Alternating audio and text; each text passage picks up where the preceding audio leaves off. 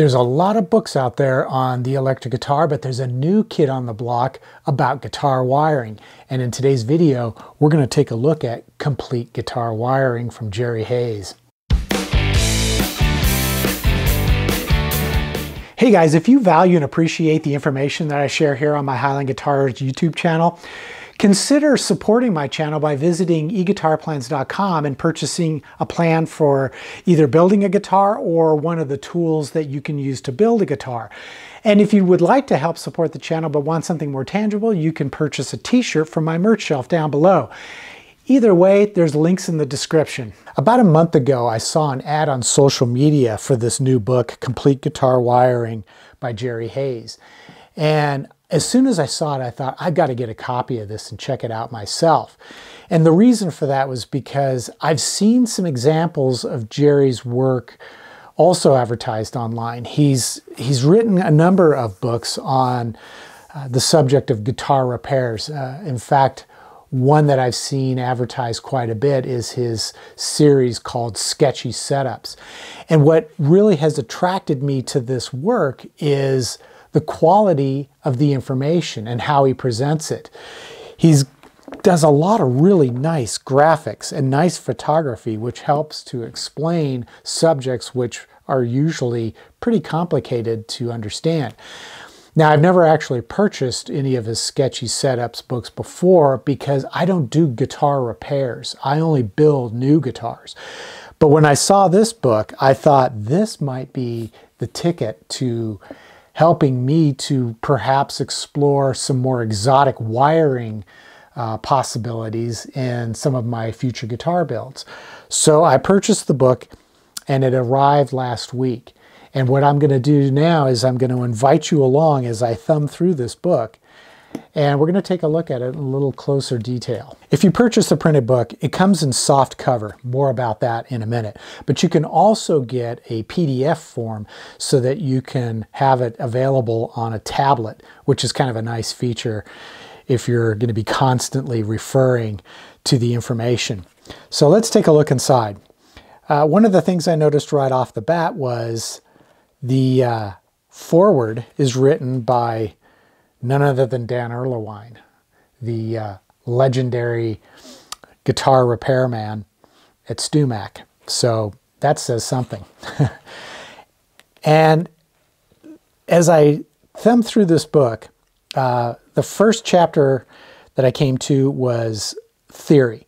And what Gerry describes in theory is a basic explanation of how an electric guitar circuit works. And he does this with very clear, concise text and excellent illustrations. And what he tries to do here is provide you with an understanding of how the circuit works without overwhelming you with a lot of techno-science talk. And I've noticed in the past when I've read books on electronics, oftentimes I have to reread sentences and paragraphs over and over in order to understand what the author is trying to explain. But Gerry's style of writing makes it so clear that you just can breeze through it and really understand what he's talking about. Plus, the illustrations are outstanding and they really help to understand exactly what Gerry's explaining in the text. So once you get through the whole first chapter on theory, and by the way, this talks a lot about your pickups, your potentiometers, and capacitors, the switches. It gives just a basic explanation of this to help prepare you for the next section, which is all about building a basic circuit. And it starts out by providing very basic explanation of a circuit.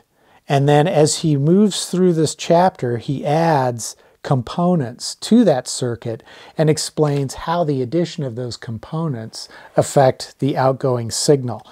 So like I said, you're not overwhelmed with so much information that it becomes difficult to grasp it and understand it. He sort of gradually introduces you to it.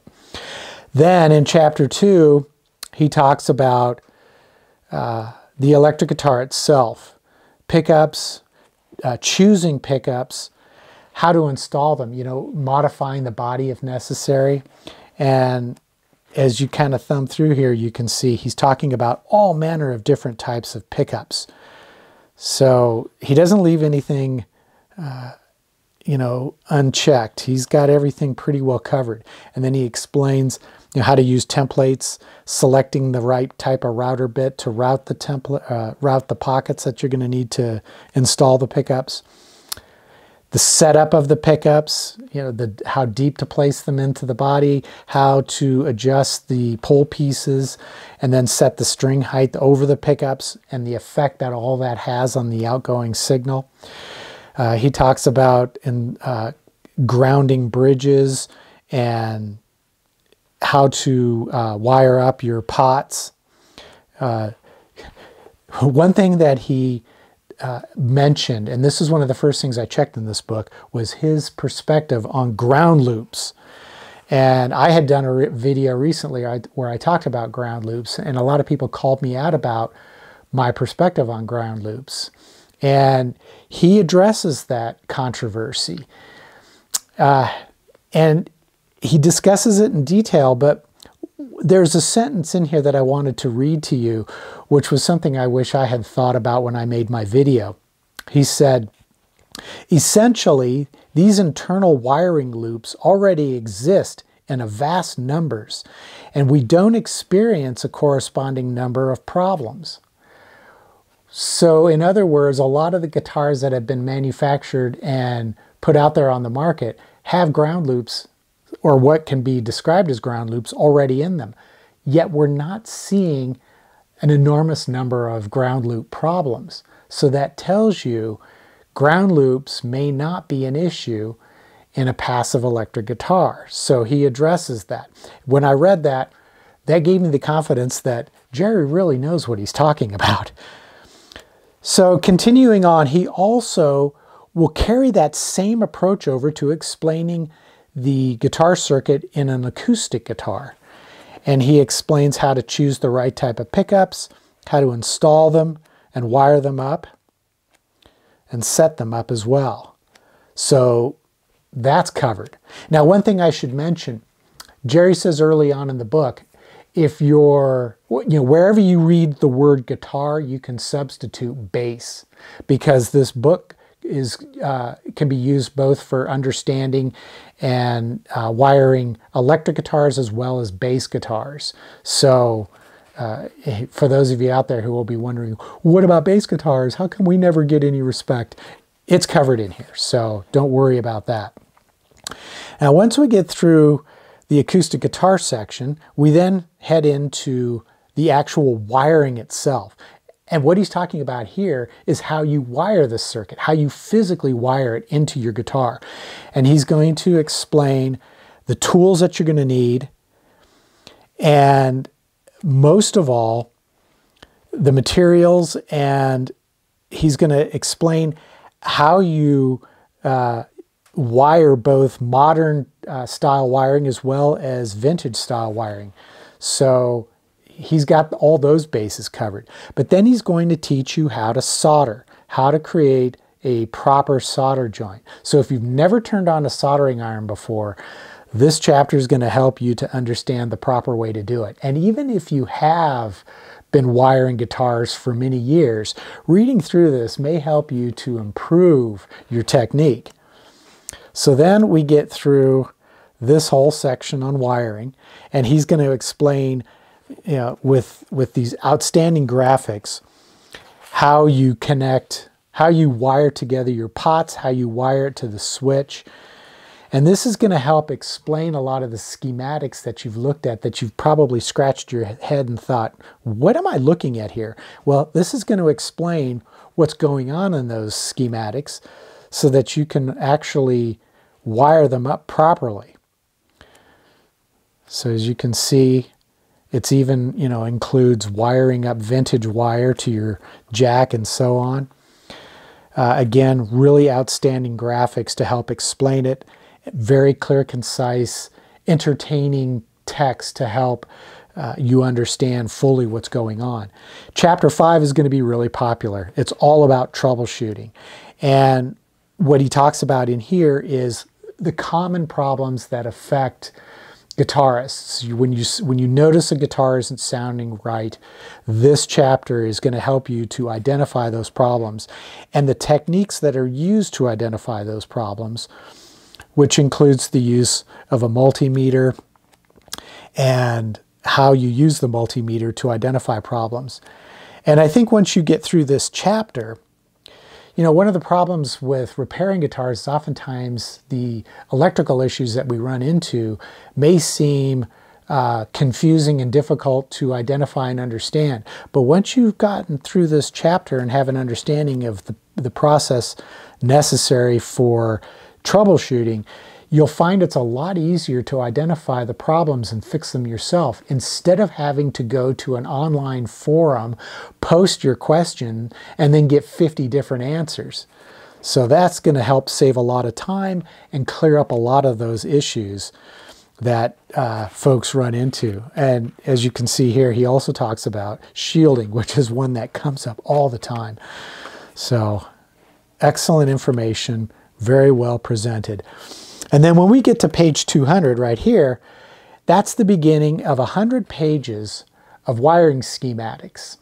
Now some of the schematics take 2 pages, but for the most part what you're going to be getting here is at least 70 different wiring schematics and how they work. And these are schematics for a wide range of popular guitars, as well as some interesting lesser known wiring schematics.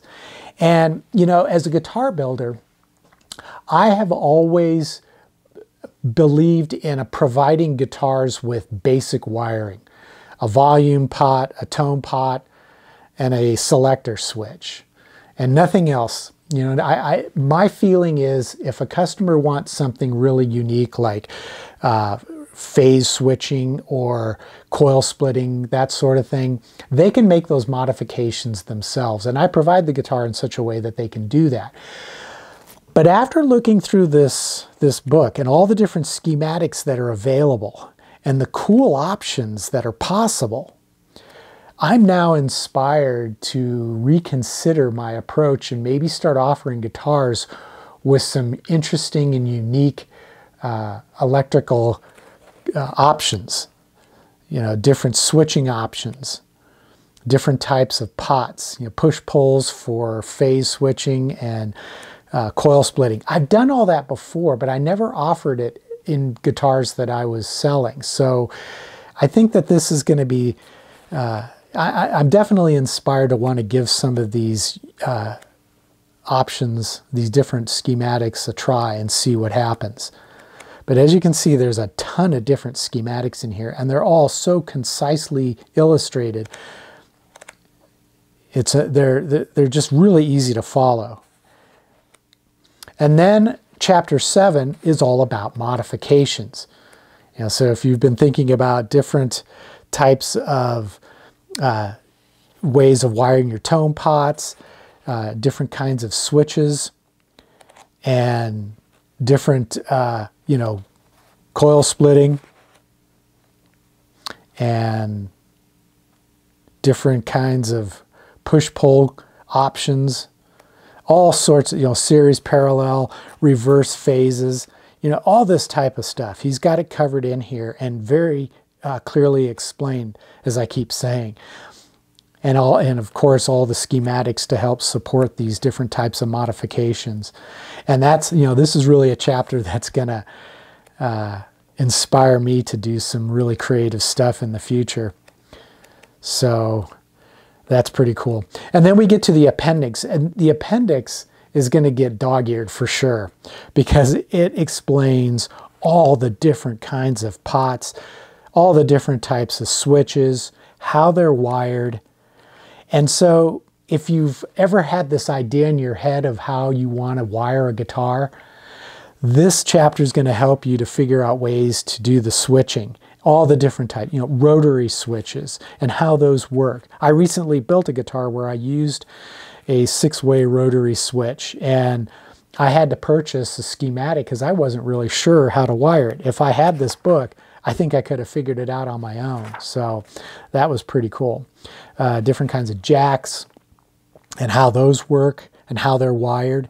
EMG quick connect sockets. I just recently built a guitar with those. All kinds of detailed information, resistor codes. It's an amazing wealth of information. And you'd be hard-pressed to find anything missing in this book when it comes to guitar wiring. You know, here's your pickup codes, your wiring codes, and this is one of the best illustrations I've seen on the subject of wiring codes. So pretty much everything that you could ever want when it comes to guitar wiring. And again, it applies also to bass guitars and acoustic guitars. Is Gerry's book perfect? Well, is any book really perfect? What I can say is, from what I understand, Gerry does a pretty good job of having all the content carefully proofread and checked by a lot of people who are knowledgeable on the subject he's writing about. And given the fact that Gerry seems to be an outstanding writer, I was really impressed with the engaging style of his prose. Because of that, I know that folks who are really knowledgeable and skilled at writing know how to have a book edited and prepared for publication. And in looking through and reading sections of this book, full disclosure, I haven't had time to read it word for word from cover to cover, but I have spent a considerable amount of time reading through the book, and it is a fast read, so I have covered quite a bit on my own. And in doing so, I haven't found any errors that I could speak to, and I haven't seen any typos or grammatical errors. And that tells me this book was well prepared before it went to publishing or went to press. And I'm quite impressed with that with that respect. And when you look at all these different schematics that are in the book, and I've had a chance to kind of look through and check some of them out, and I don't see any errors. Now, that's not to say that down the road somebody else out there might spot an error or two. That is possible. However, I would think that because of the nature of publishing today, any errors that somebody might find, if Gerry is notified, they can be corrected for future print runs. Now, I do have one major criticism of this book. The printed version is only available in a softcover edition. I wish it was available in a hardcover edition with coated glossy paper, because the content in here and its quality of presentation deserves that. And I really want to be able to put this book on the shelf next to my cherished copy of Guitar Making Tradition and Technology. I'm hoping at some point down the road a hardcover version will be warranted. Even if it's $100, I'm going to buy it. And I'll put that version on my bookshelf and keep this one in my workshop, where it's going to probably get dog-eared and eventually a broken spine, because it's going to get used so much. So, in conclusion, who is this book for? Anybody who's interested in guitar electronics. I don't care whether you're a novice or someone with decades of experience wiring guitars. This is a book you gotta have. Even if it's just to browse through and enjoy the beauty of the illustrations. In fact, some of these illustrations I think would make great wall art. I think Gerry should make some of these available as frameable prints that people can stick up on their wall. I'd love to decorate my little shop here with some of these images. They're that good. So I definitely recommend you consider picking up this book. And hopefully you found this video to be useful. At the beginning of the video, I mentioned that there's a couple of ways that you can help support my channel financially.